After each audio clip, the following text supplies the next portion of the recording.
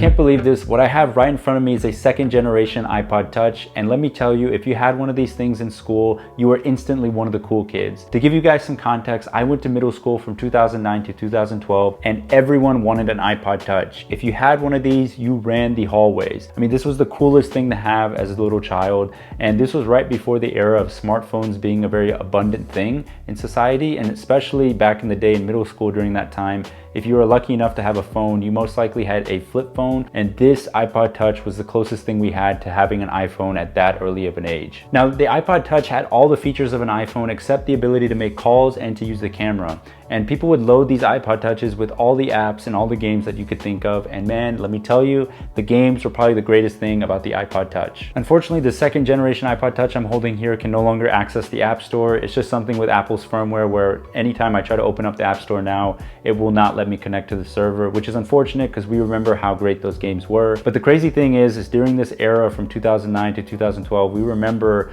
that one kid who had an iPod Touch during that time. We would all just gather around him, whether it be break time or in the classroom, just to get a glimpse into what he was playing or what they were using the iPod Touch for. I mean, this thing was just such a groundbreaking thing to release, and it was the coolest piece of tech that anyone wanted during that time. And the crazy thing is we would just sit there and watch the person play the game. And we were talking about a game, not social media, a game. We're talking about practice. Not a game, not a game, not a game.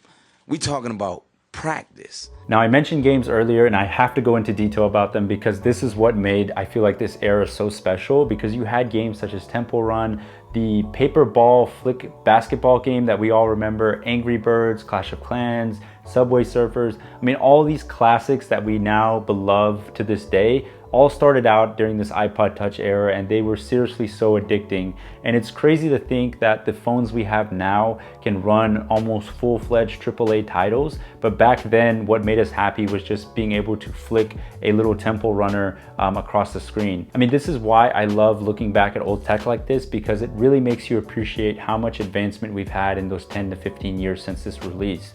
We've seen our phones get bigger, and we've seen the iPhone basically do everything the iPod Touch does to make these things obsolete. Also, the size of this thing is also something to fascinate about, because just look at how tiny this thing is. My entire hand can fit on this entire iPod Touch, and my hand actually starts to cramp up a bit when I start playing around with this iPod Touch again.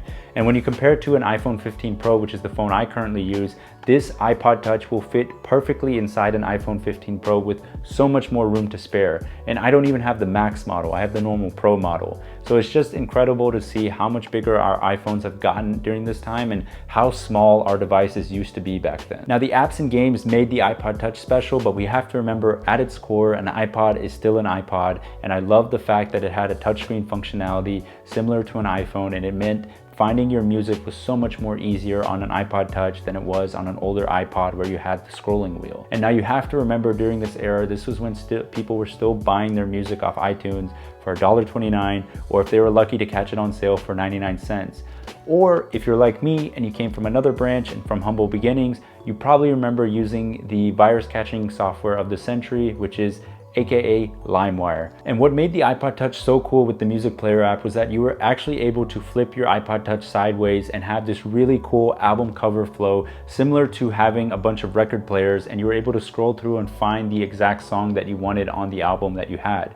And for all my LimeWire kids, you remember the struggle of having to input all that information manually, because of course, if you download on LimeWire, you don't get all that information and metadata from purchasing it directly from iTunes. And what was even more crazy back then was that in order to sync all that music that you had just downloaded from iTunes or from LimeWire, you had to manually plug your iPod Touch into your computer. There was no such thing as wireless syncing back then compared to what we have now. So you had to physically plug in your iPod Touch every time you wanted to upload new music onto this device. Also, another big popular thing to do during this era was to actually jailbreak your iPod Touch, and this would allow you to have a lot of custom settings, and basically a lot of the settings that we take for granted now basically came through because of jailbreaking your iPod Touch. But holding this iPod Touch actually brings me back to simpler times. It's actually super nostalgic for me because I just remember back in middle school just how popular this device was.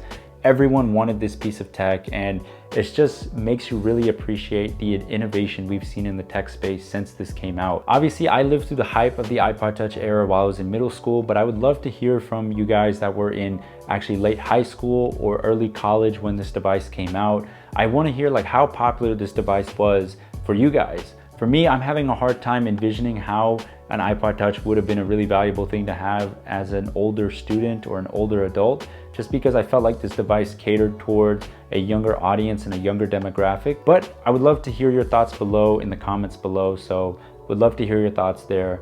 Thanks again for watching. With love and respect, Yush.